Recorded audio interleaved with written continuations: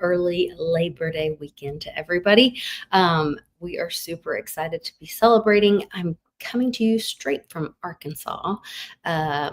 Super, super happy to be here and starting our new journey together. And hopefully you get to come along with us. And it's going to be an exciting one. We had a big, exciting meeting yesterday, 4 hours, 4-hour-long meeting that we got to be a part of in the president's cabinet meeting. And they were dropping bombs right and left. Apparently, this is going to be the first Labor Day. The first Labor Day. I wonder why Vance said that.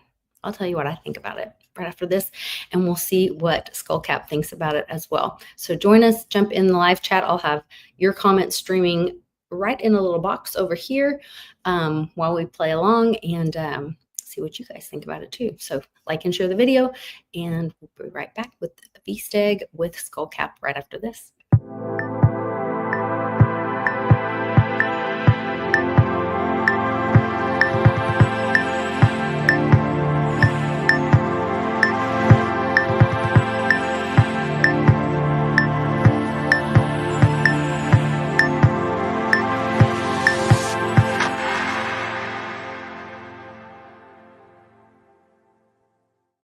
So good to see you again, my friend. Welcome back. Welcome back. Hey there. I was doing the dramatic turn for effect. How's everybody doing? Well, it's turn. Good. We're getting moved in and settled and recovering with red light therapy and prednisone. Oh, yeah. Not necessarily. All the good stuff. Yeah. Well, I'm glad to have you back into a chair, at least. Maybe it's best that you ease your back into something where you're sitting more than you're standing while you unpack. As long as I'm not lifting.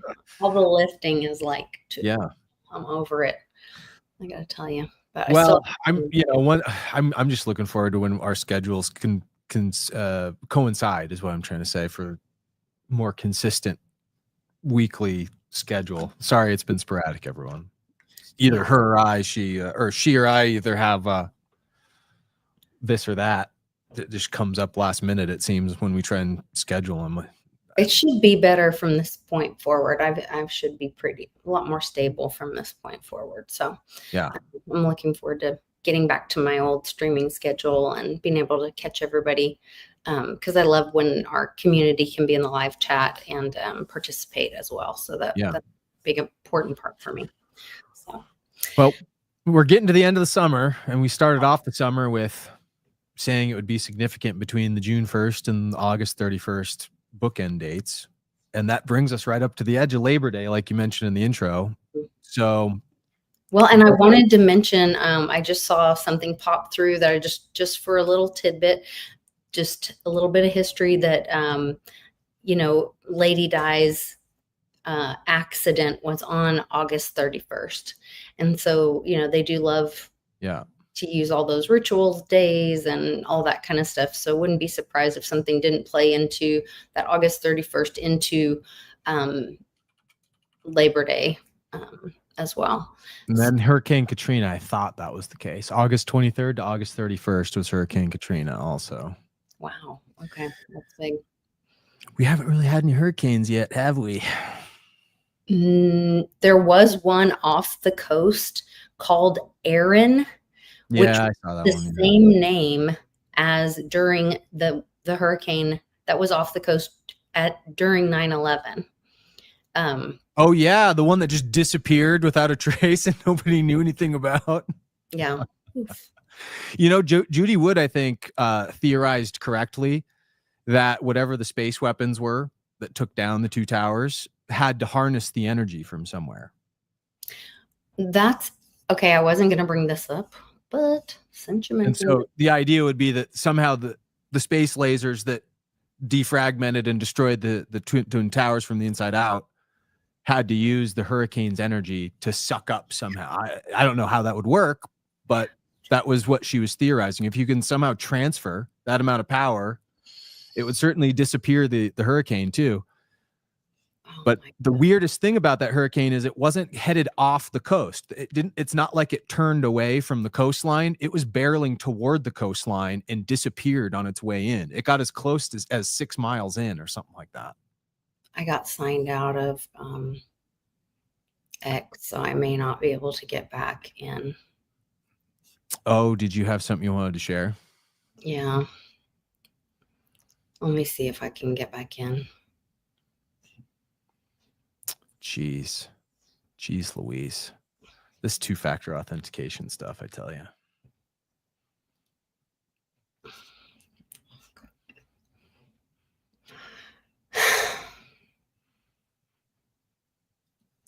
This account being added is already logged in.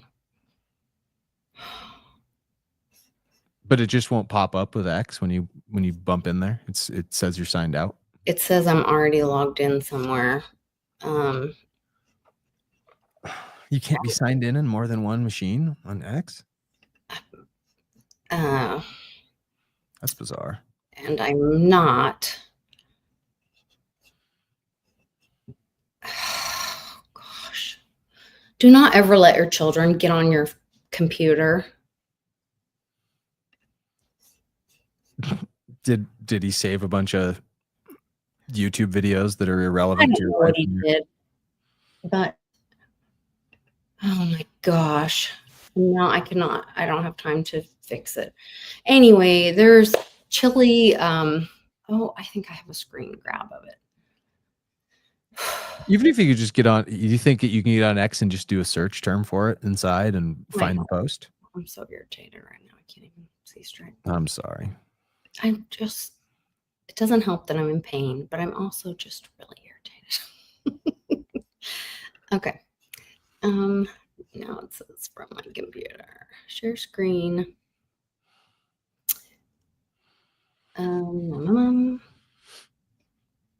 Just let me share this.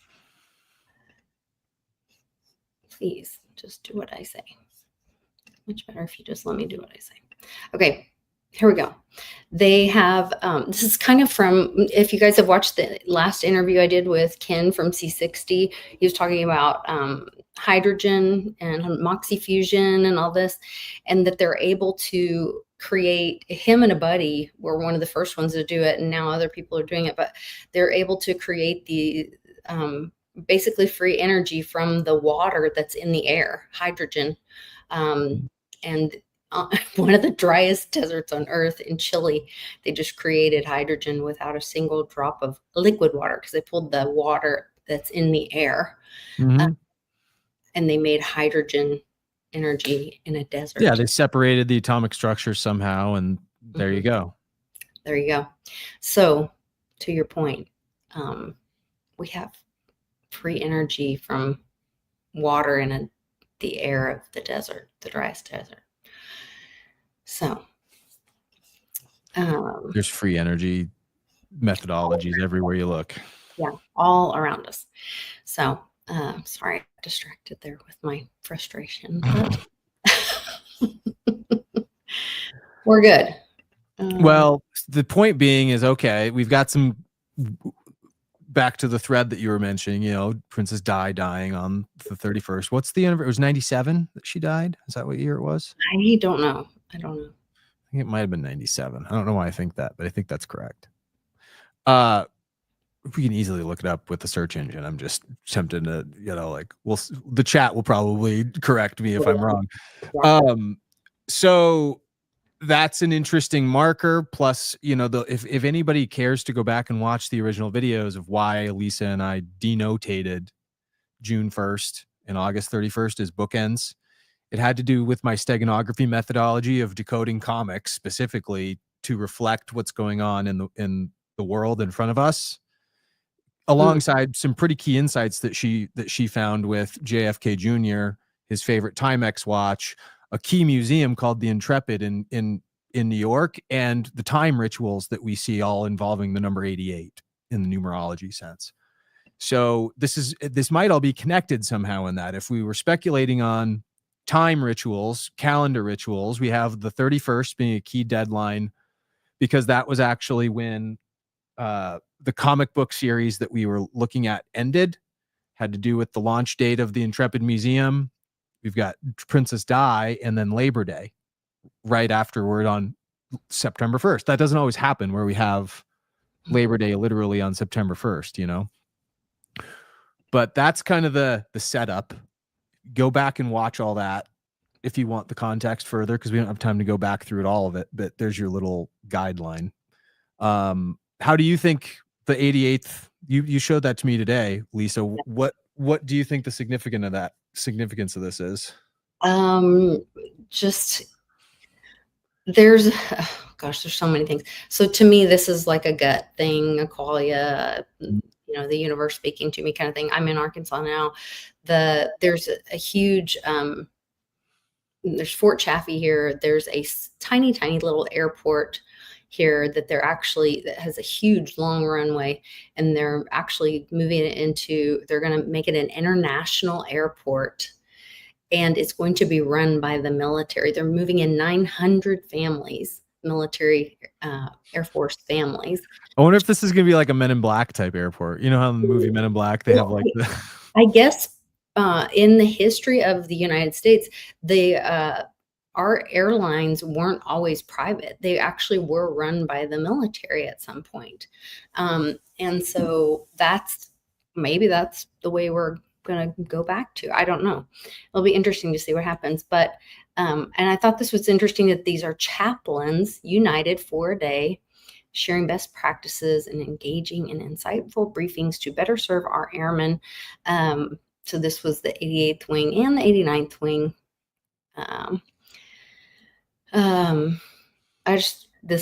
To me, this was just another 88. Something to be considered as it unfolds, kind of a thing, because it might have a lot more impact in the future if it ends up being some special kind of an airport, like you're saying. Isn't that either a B-2 or a F-35? Yeah, it's an F-35. Yeah, so that's an F-35 behind them, which is the... Or wait, hold on.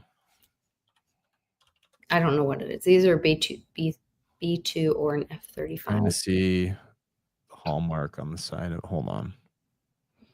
If anybody knows in the chat. See, I think it's an F-35, and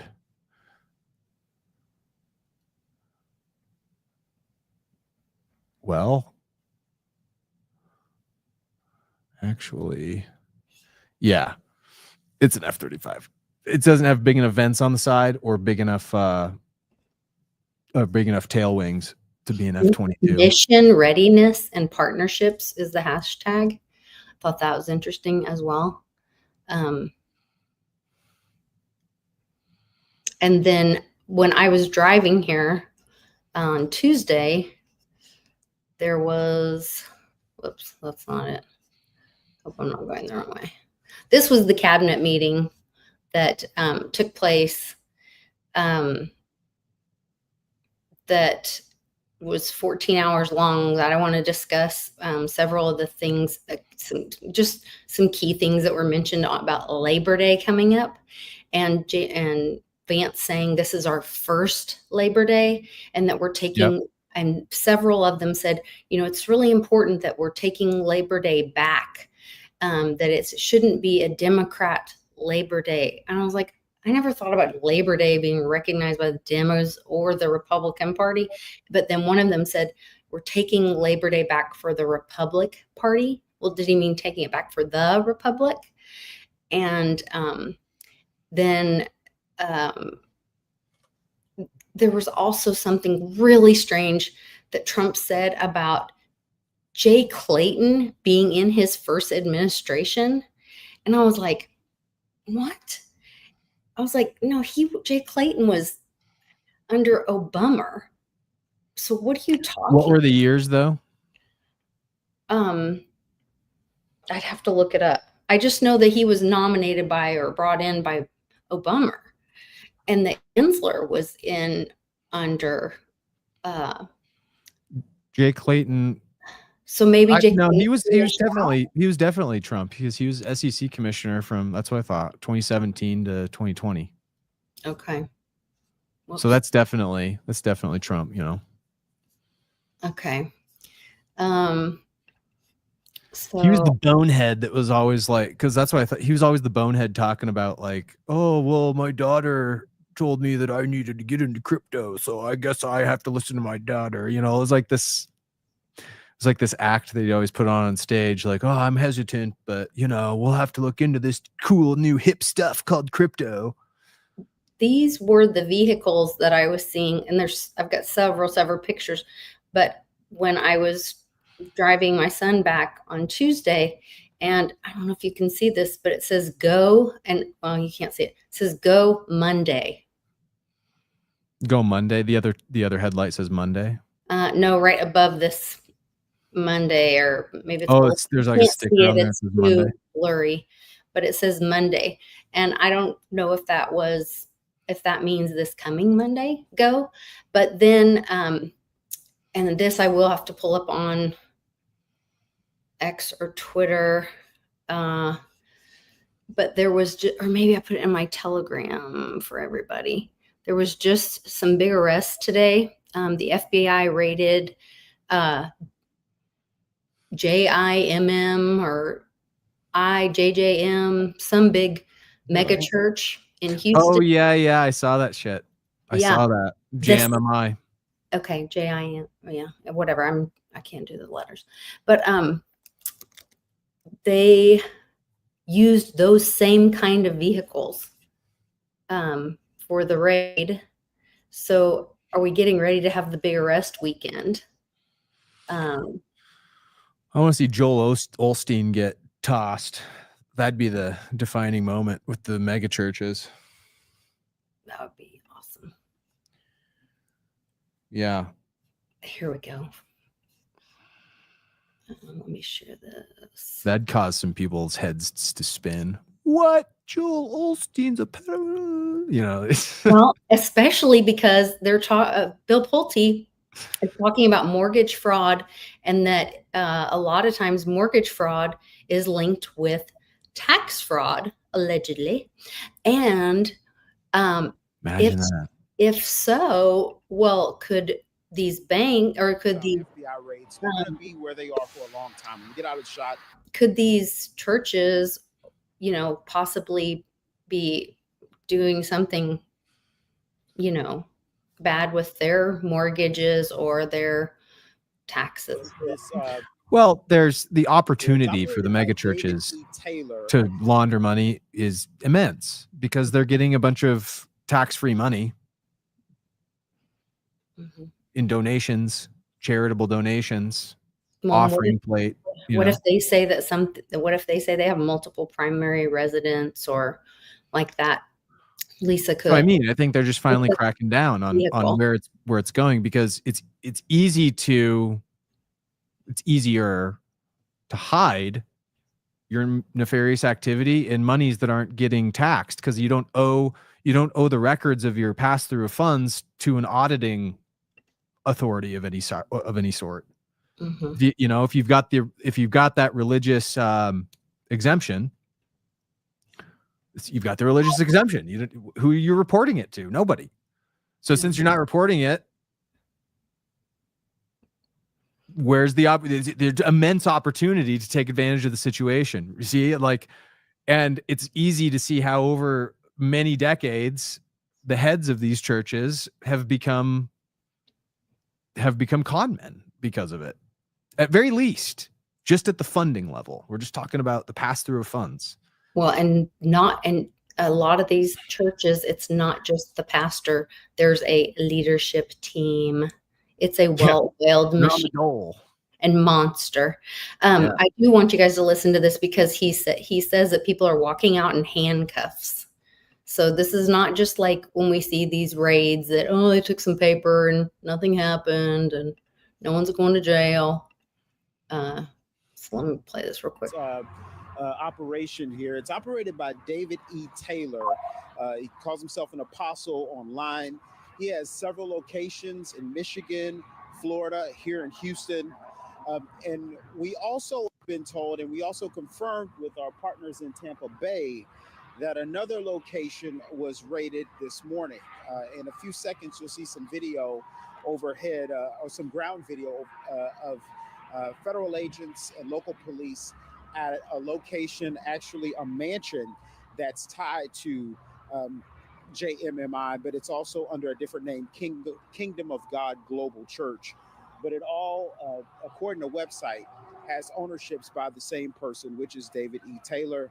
And that's in a prominent neighborhood. That's over in the Avila neighborhood, if you're familiar with the Tampa area. Pretty large, affluent community out there. But there's still a lot of information that we're waiting on. We're waiting to see who it was that they were picking up. We're also waiting to hear what kind of condition they were in. Because in the middle of seeing people getting taken out of this property, some in handcuffs, some not, we actually saw one woman walking really slowly, looks to not be in great shape, walking out of this location. She was not handcuffed. She was guided by the hand by plainclothes officers. So we're still trying to get a grasp of what type of investigation, what type of information we're going to get. As soon as we get something from the Houston FBI field office, we'll of course let you know. Back to you. I like how he's very diplomatic about describing the woman that was coming out and really trying hard not to say just fatty boom batty. You know, he's like, well, there's this a larger woman guided out on her own power, but you know, clear maybe handicapped. It's just very interesting. Yeah, it is interesting. Sorry for the comedic, you know, overtone to the end of it there. I just couldn't help myself. It was funny. I think they're gonna see more of it. Yeah, there's an underbelly to that whole industry. It's disgusting, and this is part of that whole the religious upturning that's always been in Cliff's data, where you know there wouldn't be any basis to have faith in the religious construct at some level, and it's going to be this big rift. You know, it's going to be tough for people to come to grips with, especially Bible Belt folk. But I think that brings people back to more, you know, the community group thing, like the way the church was, what I believe to be intended was like meeting in small groups and community, you know, if it really fixes a lot of things where peer-to-peer meeting in our homes, breaking bread, you know, and that's how then we don't need the big government having foster care or whatever, where and kids get hurt because it's, you know, well, our taxes pay that and we don't have to care about children in our community because the government's going to take care of that. And, you know, we're just growing them as crops anyway to sell to the foster system. Right. You know, I mean, then we really are in community and we care about the family that's struggling in our community, and we get around them and help the single mom that's, you know, needs somebody to bring some groceries, cut her lawn, you know, help her, you know, with those things, you know, instead of just thinking we can throw money at these things. We do the things to support the community and be the church. Look at you, the converted agorist. Well, I've been it. I've lived it my whole life. I just didn't know what it was called. You know, I mean, so. Yeah, it's real important. I mean, especially even the schoolhouse, the old schoolhouse model with multiple ages in the same room, so that they can foster mentorship and other things along the way that are more important to the learning process than rote memorization. Yeah, for sure. We'll get back there to some degree. The tribal groups, 140 or so people that glom together, you know, it's just natural. It was so great. Earlier today, you know, Charlie and I were working on some stuff, unpacking and building shelves and whatever. And I come in and Cannon's reading to Mom about Dolly Madison and whatever his project was or whatever today. And Mom's helping him with stuff. You know what I mean? And and I'm thinking like, man, we've gone so far away from what community, how great family is and how wonderful it is, like how much he's going to benefit from us being here and having my mom's influence. And she was explaining, like, he's reading the story, but it just sounds like words to him. And he's like, why did those people not, you know, when she's telling him to go outside or go get out of the big city, you know, whatever. And why does this why does the story say this? And and Mom explained, well, because they're like normies and they don't want to give up their comfort. They don't want to give up their homes for freedom. They don't want to give up their safe little home. They're scared to give up their home for freedom. So they'll just sit in their home, and then they're going to be trapped and stuck, and they're actually going to be in more danger, So she's explaining it to him, and all of a sudden the story makes so much more sense, than he's just reading words on a page, Yeah.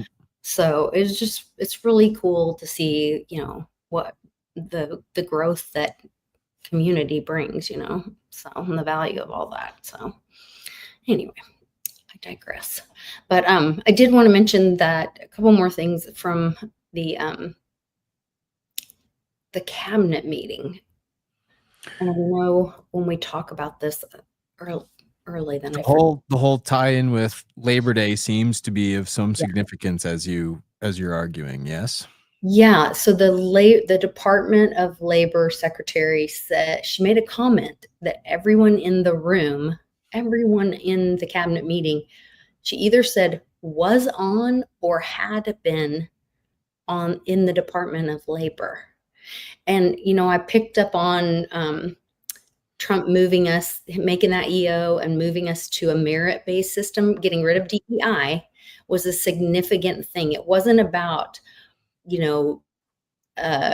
getting rid of purple hair and all that. It was moving us to a merit-based system, and proof of work, or proof of productive effort, as Reggie calls it. But there were also, which I have another conspiracy theory about all that, but I will save that probably for my Patreon, because I can't really prove that. It's really just my conspiracy on that. But he was talking about, so labor is effort, right? And I really feel like this, when Vance said this is our first, go watch that and listen to, he says our first Labor Day. And then they're all making this big deal about how they're reclaiming Labor Day for the Republic Party. And it was just really bizarre that they were in this 4-hour cabinet meeting where they're all talking about this stuff, and they're all saying, all this stuff around it.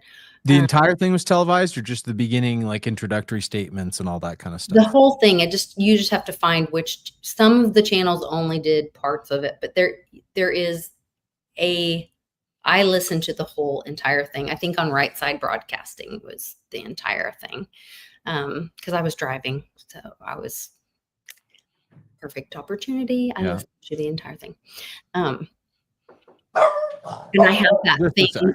No, you're fine. I have that thing where, after being with a compulsive liar, I listen to what people say and what they don't say, and so I'm really pick up on language. And well, let's talk about why the significance of Labor Day, I think, might tie into some of the that V-Steg that we were Steganography. Yeah. So in order of appearance, I just shared a couple of links. So you could put up on screen, maybe one at a time. Yeah. These are just links of videos I did back when I was in 2021 decoding the aftermath of the reset ritual. Who's Shanna Marion reposted this stream? Oh, thank you for reposting. There you go. Because you couldn't get into your X account, so somebody else picked up the slack. Thanks. So you see what I'm talking about? Look at the title of the video. Yeah. I love it. Okay, so I was getting cute with the thumbnails a little bit, but the point is that there was some other things in the comics at the time. If you guys haven't noticed a theme with some of the work that I point to, there's this grander, weird programmatic plan that shows itself through the annals of the comic book, specifically Batman, as it relates to the V-Steg. And we were talking then about the reset of year zero. And if anybody's been in the woo community, probably know what I mean when the year zero stuff was coming about. And it was even then that we really ramped up with the secrets revealed and the aliens, and we were going to be seeing this stuff soon. So the themes were then, and the argument that I was making then was that we wouldn't see any of these revealings until a particular Labor Day, and I didn't know which one it would be. I just knew that all the signs for the rituals were pointing to the fact that it would feel like a late labor by the time it got here. Meaning if you were carrying a baby around, you'd want to get rid of the thing because it's just like, this thing's over. I feel like 2 years overdue on this thing kind of thing. And sure enough, here we are, 2025, 4 years later. And we're now only maybe resolving what I was pointing to back then with the late labor. Mm-hmm. So the long Halloween was an aspect that maybe we'll see coming up in October. Dog ear that term for yourselves because we might come back to it at that point. Yeah. But that kind of lines up weirdly enough with what we're experiencing right now with this 3-eye Atlas object in the air, the October timeframe for that. We're still talking about a lot of echoes of reset. I think this cabinet meeting that you're pointing to is still an echo of the reset agenda. Speaking trying to transition us, right? Speaking of reset, another comm that was thrown out there was Roseanne Barr just posted, check out my new RV, and it was blacked out. RV revaluing, and it was it wasn't a remote viewing. It was no, I think that means revaluing. Like the revaluing is coming. I remember that vernacular from the Nasara stuff. Yeah. That's what they say over in the Nasara crowd. Yeah, is the revaluing. So that was all blacked out. And so I think that's maybe. Oh, and remember, the Fed always said they need a 3-day holiday. Well, that's certainly what Bix has always argued. Has it really been the Fed that does that? Like, I think Bix is he's really pointed to that heavily, that he suspects that if there's going to be something like that, it would be on a 3-day weekend, right? If this Lisa Cook chick gets fired, so the term, the thing about Trump being able to fire someone from the Fed is that there's an agreement that if the Fed person loses trust, the America's trust, then the president would be able to fire them or whatever. And because the way the structure that the Fed is set up, it was set up so that other countries would trust the American dollar, because they keep saying, if you listen to the news and all this, they keep talking about how, it needs to be independent. We need a Federal Reserve that's independent of the U.S. It has to have independent. It can't be, tied to the U.S. It can't be that Trump can fire them or whatever. But there is an agreement, and the way that it's stated is that if they lose, if it loses the American people's trust, well, if she has this fraud or whatever, well, then the other chair people have been saying that, well, wait, if he can fire her, then what could happen to all of us? Well, why would they say that unless they have all done something fraudulent? Well, think about, they are a fiduciary of our money, and look what they've done with printing it. So have they been a good fiduciary? We all know the answer is no. So if we looked at it, that could be a trigger to all of the board being fired and or the Fed going away, which would destroy the Fed note, but not the U.S. Treasury. Well, what you see Trump also talking about, I think it was, he wants to bring back the $500 note, the $1,000 note, the $10,000 note. But those could be Treasury notes. Well, that's what I know, but I know, and exactly the American Eagle stuff is going around, and that's so we met this amazing guy, and he started talking about how, why when you hear BLM, why they were doing Black Lives Matter was to mask what they were really doing with the Bureau of Land Management, and to Bix and Oz and all this, Road to Ruta, the stuff going on in the Grand Canyon, all that. Well, I think this American Eagle noise that we have going on right now, where they're got everybody talking about American Eagle and this girl's genes and all this, is because they're talking about maybe our genes, our DNA genes, whatever, I don't know. Or maybe it's the genes of the silver coins of the American eagles. Like Bix was talking about the crystalline structure of the DNA of the American eagles. Maybe it's to, obfuscate the language of what's really going on with that, to create the new notes. I don't know, but that could be one thing that's happening. Well, I found the article just now and dropped it right at the bottom. Cool. And if it is what's happening, this might be part of it, because this is a pretty recent thing that they were talking about just last year. And now Trump has taken the football with this and talked about it himself recently. But this was back when it started, like, oh, we'll put Trump's face on the $500 bill. This was last summer. And then now this summer, he wasn't even president again yet when this was kind of being discussed. But now Trump brings up the fact that he wants to bring back all the bills that FDR took away. And FDR, let's see, I think FDR. Doing the same thing over and over again is different, expecting different results is good. I agree with that. That's why I'm constantly in timeout. I don't do. So yeah, it was 500,000, 5,000, and 10,000. Those were bill denominations that you can get before FDR took them away after the Great Depression in 1933. Part of the gold revaluation bullshit. So part and parcel to that whole gold revaluation bullshit, FDR took all those denominated bills out of circulation, so 100 was the maximum. And Trump is now maybe going to bring back 500 with his face on it, then 1,000, and then I think part of the problem is who was on the $1,000 bill. I think it was Ulysses S. Grant or something like that. Hold on, 1,000. Whose face was on?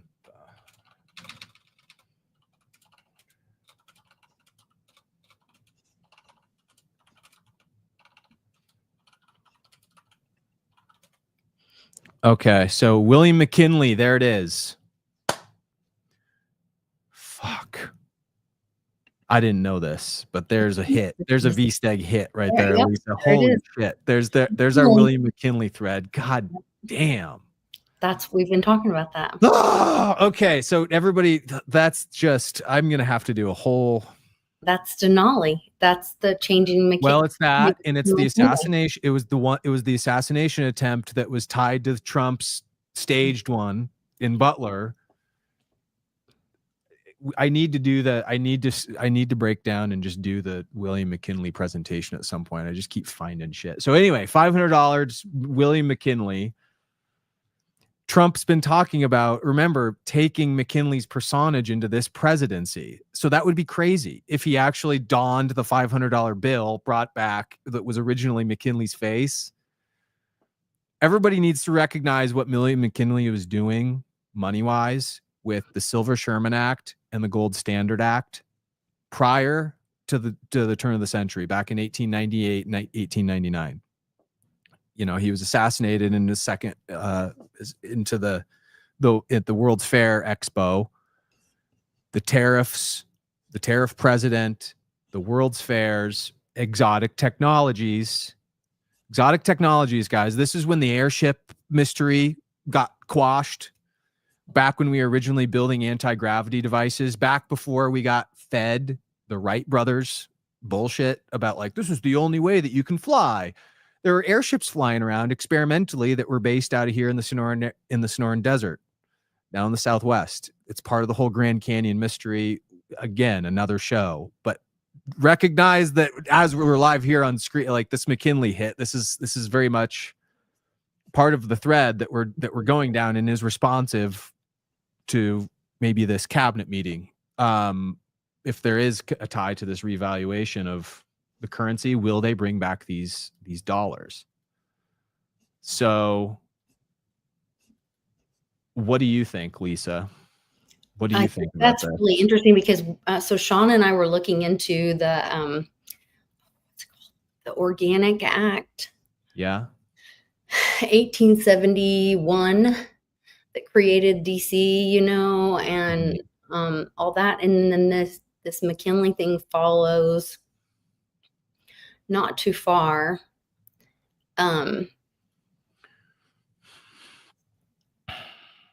Buffalo is a major city to the exotic technology department of the United I've States. seen buffaloes everywhere. And I had a dream the other night about buffalo and 41. Oz is 41, by the way, 41 and 14. Okay, there you go. I couldn't figure it out. I was like, what is 41? 41. Buffalo. It's Oz. Anytime you see 41 or 14, even together, it's actually tied up in the Osiris mythology at that level. Also, we need to get into it here, but Osiris is 14 body parts, the 14th being the phallus that was the last part to be found. This is all part of the mystery of refinding that dignity, that connection to source, you know, breaking the spell of Oz, the mind control aspect of it. So the money has always been what incentivizes us to stay in it, you know, to stay in the stream. Yeah. But that is the lie. That's the 4D. That's what steals our energy. But we comply to it. We walk into the cage. Yeah. You know, and put our energy in it. I was supposed to do an interview with Penny Kelly last week, and then because of the move, I just totally got my schedule got off and everything's changed, and I apologize to everybody, and we're going to reschedule. And but that's what we were going to talk about was the 4D, jumping to the 5D, and the you know, the trick and the magic trick, and how they've tricked us to submit our energy and change it walk into the trap of money, and how all money is human trafficking and all of that. And it's certainly the legal currency of a certain type of gentleman who likes to rub his hands together and has a long snout, you know. Yeah. There's a whole dark underbelly that's still coming out with the Jews. And I didn't realize that usury is like one of the original sins, and that created this market or gap in free markets because of it being a sin. And so the Belgians, we'll call them, filled that market, and that is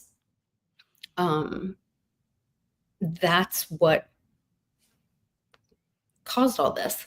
And I don't know, it was just very interesting to me, hearing about a lot of that kind of stuff and waking up to that, and that interest, it was one of the original sins, and that's culturally, and that's why they pray to the 4D, Saturn, and that's the Templars. The Templars had a usury-free banking system. It was flat fee. If you just paid it when you stored the money, and you withdrew it at your leisure, you know. But it was actually useful because the movement of money was encrypted. Did you know that the Templars kind of invented blockchain? I actually argued the Templar invention.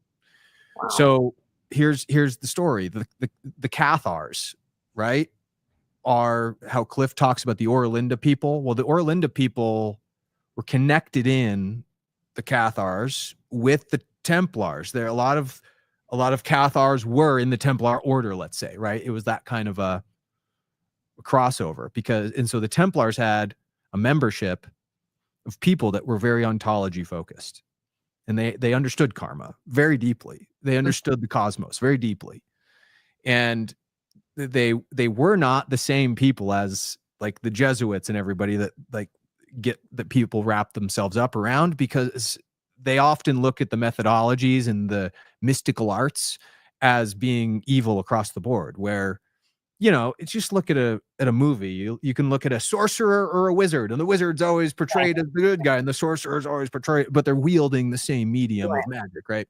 So the Templars, though, they're very thoughtful about a lot of things. They had an order of monks at some point called the Cistercian monks, and the Cistercian monks were very charitable, and they were a sect of the Templars that was interfacing with the people. They weren't the ones that were doing the crusading and the archaeology, and they had a different mission in the countryside to take care of the communities, right? Mm-hmm. And one of the things that I think the crown at the time would write your taxes off with is if you donated land to the Cistercian order. Mm. So the Cistercian order, being as they were, took in a bunch of really crappy land and knew how to convert it. This is how the Cistercian order and the Templars and the Cathars also, like, they're brilliant with agriculture. They can take shitty land and convert it into well producing land just by putting sheep on it for 4 seasons.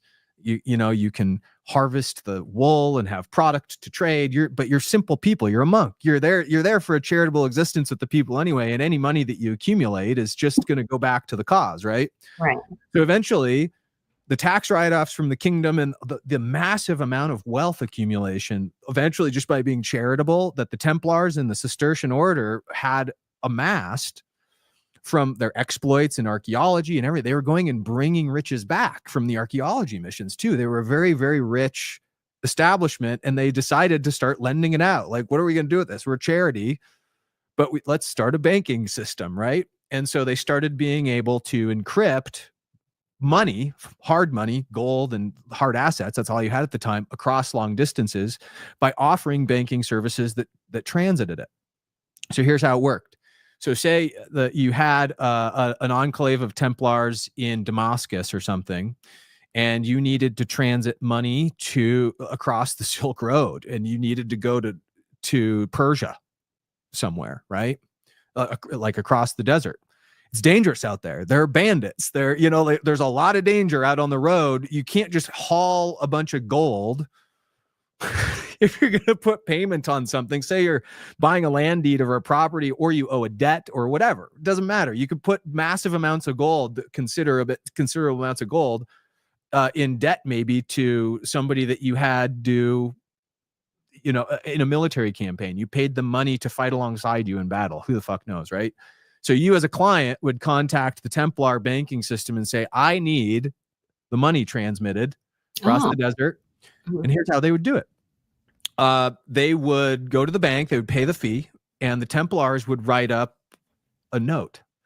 And the note would be a pretty creatively written thing. They were like, okay, so they'd look at the courier service because they had to get the message across the desert somehow. So they had to use a person to do it. But they would enlist the courier of whatever variety it is, and they would fit a profile, right? And so, maybe he's the hunter profile, and he's going to cross the desert, or maybe he's the merchant profile. You had these guys in disguise that they would have as their couriers, and they would write basically a bunk sales report or something, right? So if you were the merchant, the Templar bank might give their courier a sales report that had an encrypted message within it. Like a key phrase. The average onlooker, if you're a bandit, you're going to look at this report, and it's just going to be a list of inventory goods that they might be carrying, right? So I don't need this fucking piece of crap, but you're not carrying anything valuable, and they'd leave you alone. That was the idea. So you brought the note intact to the bank at the other side. They knew how to decrypt it, and they knew based on how much, because there would be other clues based in there. There would be an amount maybe that they were owed. And so the bank would have to decrypt the amount, and then they would just take the money out of the bank at the destination point in the vault right behind them and give it to them. Wow. And that's how the Templar banking system worked. Isn't it crazy? That's wild. Yeah. Yeah. That's really cool. Yeah. A lot of people, would do well to go back and look at how it really all started. I think the Templars, I use that evidence as maybe a key understanding to suggest that Templars were involved greatly in the design of blockchain and Bitcoin, right? There's a lot of other cases I can generate. It really is. And that, to me, that is more evidence. It's speech, it's code, it's language, and the post office sending a message, exchanging value through a messaging system. I've always argued we don't actually know everything the post office does, because it could be encrypted at a lot of different levels that just go right over our heads, operating down here. Yeah. Yeah. Yeah. It could already be in existence and we just don't even know. The Empire State Building could still be the headquarters transmitting the signal, you know, like it's the antenna for the whole network and the Earth grid control. You know, who the hell knows, Lisa? It could be as crazy.